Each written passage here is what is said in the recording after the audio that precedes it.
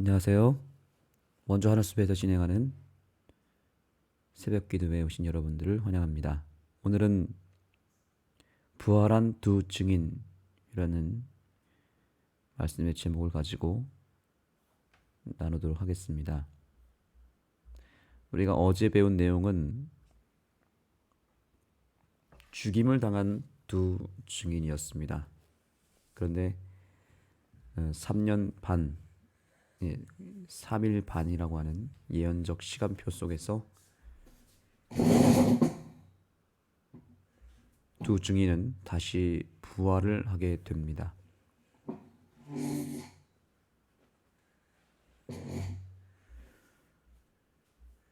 먼저 오늘의 본문의 말씀을 읽겠습니다. 요한계시록 11장 11절입니다. 3일 반 후에 하나님께로부터 생기가 그들 속에 들어가매 그들이 발로 일어서니 구경하는 자들이 크게 두려워하더라. 아멘. 여기 보니까 3일 반이라는 예언적 시간표가 나오죠. 바로 3년 반 만에 성경이 다시 일어나게 됩니다. 여기 보니까 하나님께로부터 생기가 그들 속에 들어갔다라는 말을 합니다. 하나님의 생기, 이 생기는 헬라어 루아흐라는 단어로 쓰여졌습니다. 이게 다른 말로 하면 하나님의 영이라는 뜻입니다. 성령을 말하는 것입니다. 성경이라고 하는 책은 정말 놀라운 책이죠. 왜냐하면 약 1600년 동안 40여 명의 기자들을 통하여 썼는데 시대가 달랐고 배경이 달랐고 또 쓰는 장소가 달랐습니다. 그럼에도 불구하고 이 성경이 하나의 주제를 향하여 또한 한 가지 목적을 향하여 나아간다는 것이고 40여 명의 기자가 썼지만 그것이 마치 한 존재가 쓴 것처럼 일맥상통하는 내용으로 기록되었다는 것입니다. 그래서 이것은 하나님이 쓰신 책이다. 하나님이 저자라는 그 확신을 가지고 성경을 우리가 읽을 때에 이 성경이 우리에게 힘이 되고 능력이 되고 하나님의 거룩한 말씀 그리고 하나님의 영으로 점철된 책이라는 것을 깨닫게 되는 것입니다. 이것이 성령의 지도로 또한 성령의 능력으로 쓰여지지 않으면 이것이 불가능할 것입니다. 1600년 동안 40명의 기자가 쓴 책이 바로 한 권의 책으로 묶어지는 이 역사는 정말 성경 그 자체가 얼마나 큰 능력과 권위가 있는지를 우리는 알게 되는 것이죠. 프랑스 혁명이 끝날 무렵 비유된 것처럼 하나님의 말씀은 다시 살아나게 될 것이었다. 강력한 부흥이 일어날 것이다. 다시 한번 하나님의 말씀이 구원을 주는 살아있는 능력이 되는 것을 본 사람들이 큰 경외심을 가질 것이다. 이로써 18세기 말 하나님의 말씀은 땅끝까지 복음을 전하기 위해 헌신한 남녀들을 일으키셨다. 사람들은 성경의 기별을 신속하게 전파했다라고 말하고 있습니다.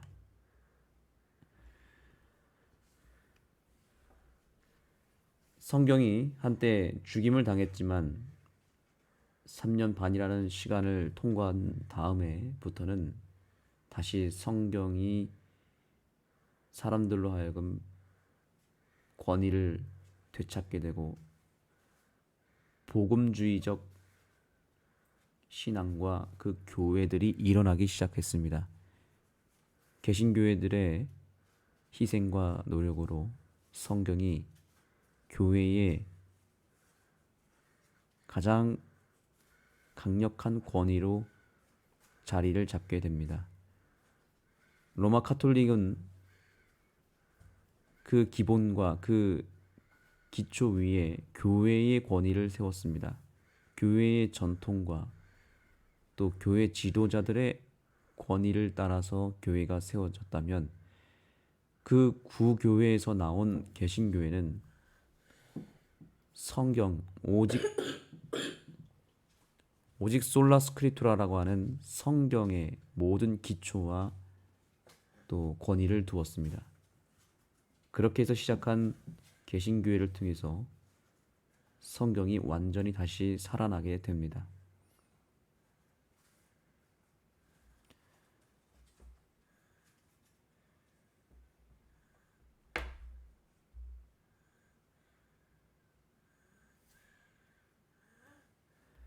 하나님의 말씀은 살아있는 말씀이며 사람들이 볼 때 죽은 것처럼 보였지만 그것은 신자들의 마음속에 여전히 살아있었고 요한계시록의 예언이 말한 대로 다시 살아나 충만한 생명을 얻게 될 것이었다.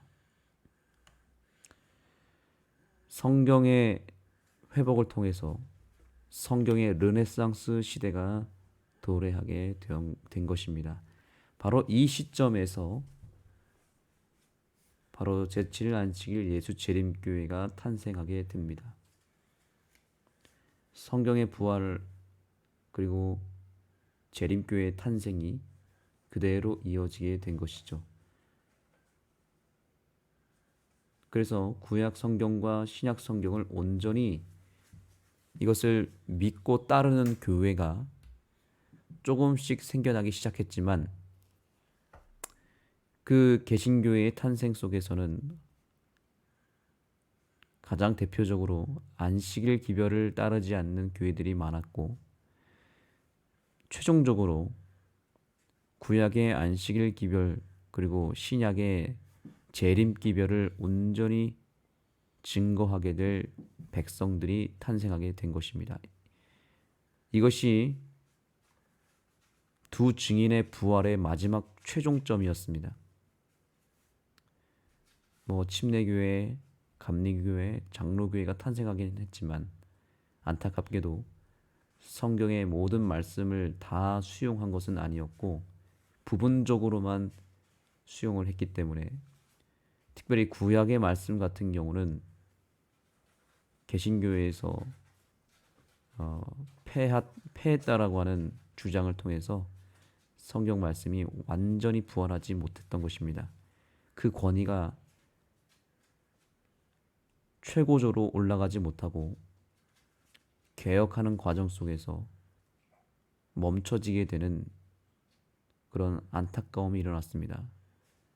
종교개혁이 그렇게 지지부진하게 완벽하게 일어나지 않는 상황 속에서 재림교회의 탄생은 정말 놀라운 하나의 기적이었으며 하나님의 말씀이 완벽하게 부활하는 신호탄이 된 것입니다. 그것이 바로 재림교회의 탄생과 연결이 되는 것입니다. 그래서 죽은 것처럼 보였던 하나님의 말씀이 바로 요한계시록의 예언을 통하여 탄생하게 된 재림교회를 통해서 완전히 되살아났다라는 사실을 우리는 기억해야 되겠습니다.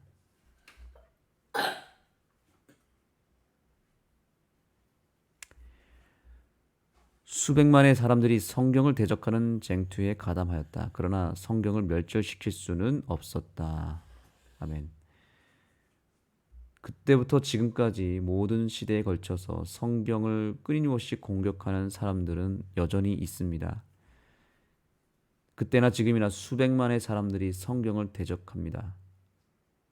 성경을 무시하고 멸절시키고자 하는 사람들이 늘 있어 왔습니다. 성경만큼 공격을 받은 책이 없습니다. 인류 역사 가운데 가장 큰 공격을 받은 책은 성경입니다. 그러나 놀랍게도 가장 큰 역사를 일으키고 능력과 기적을 일으킨 책이 바로 성경입니다. 여러 수백만, 수천만 셀 수 없는 사람들로부터 셀 수 없는 공격을 받은 성경이 오히려 수많은 사람을 살리고 회복시키고 구원에 이르게 하는 능력이 되었다는 사실입니다. 성경은 정말 놀라운 책이고 성경이 여전히 그때나 지금이나 교회의 희망이요 우리 개개인의 구원을 가져다주는 능력이 된다는 것을 우리는 기억해야 되는 것입니다.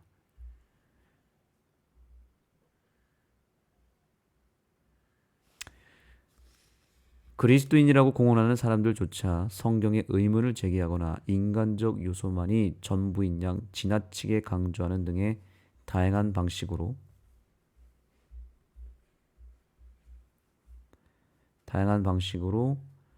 성경의 권위를 훼손하여 성경이 하나님의 현현이라는 사실은 거의 잊혀진 채 하나님의 진리가 훼손되고 있다.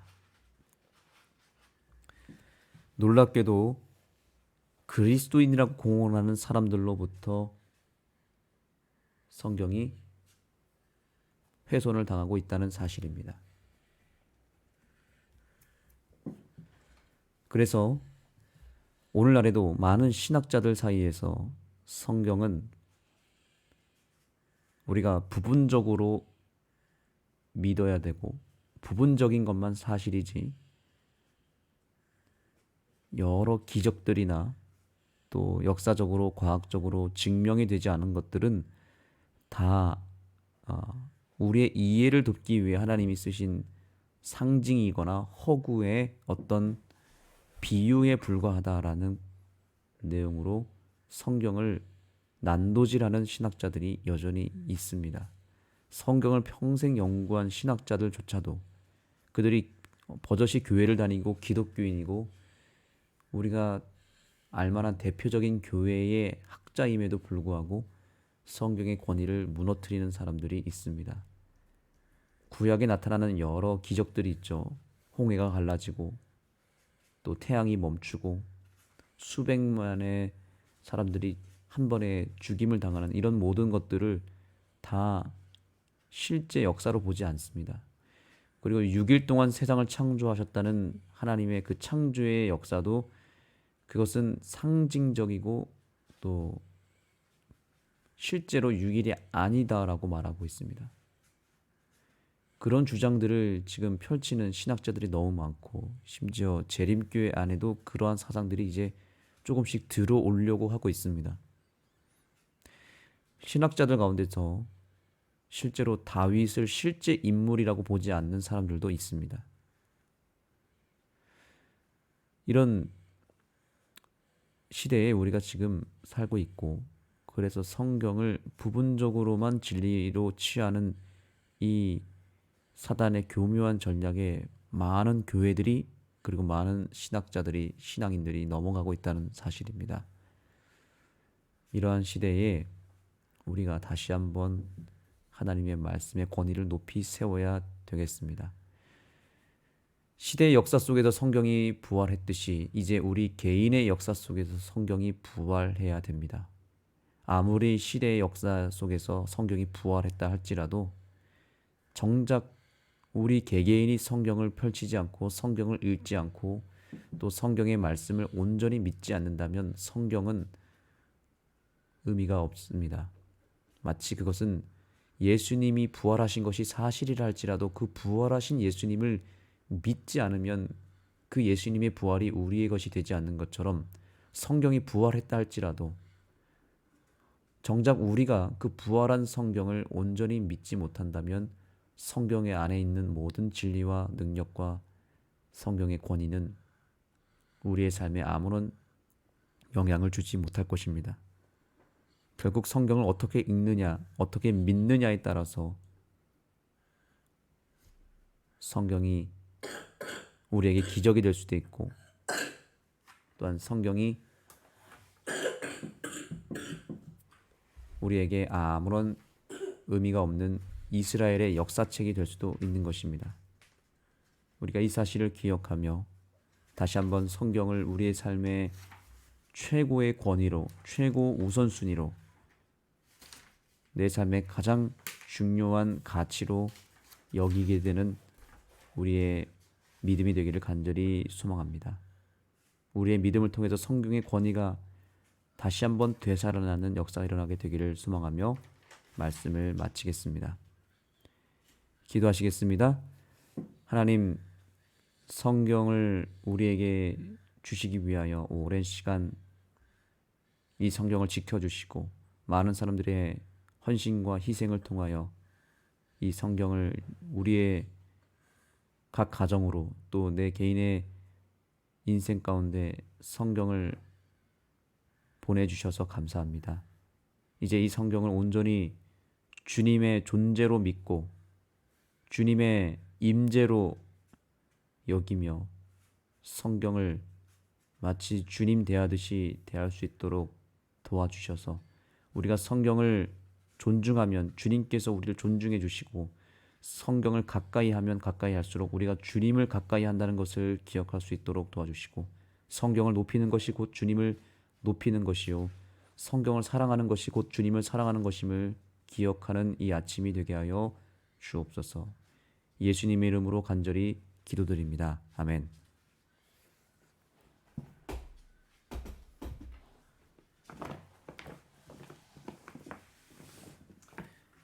기도 제목을 말씀드리겠습니다.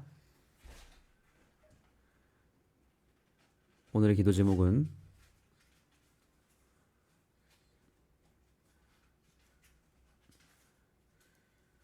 우리 교회에 시작하게 될 사업이죠. 하늘숲 철치스테이를 위해서 기도해 주시기 바랍니다. 그리고 최주원 학생을 위해서 기도해 주시면 감사하겠습니다. 여러분의 각자의 개인 기도 제목으로 하나님 앞에 나아가도록 하겠습니다.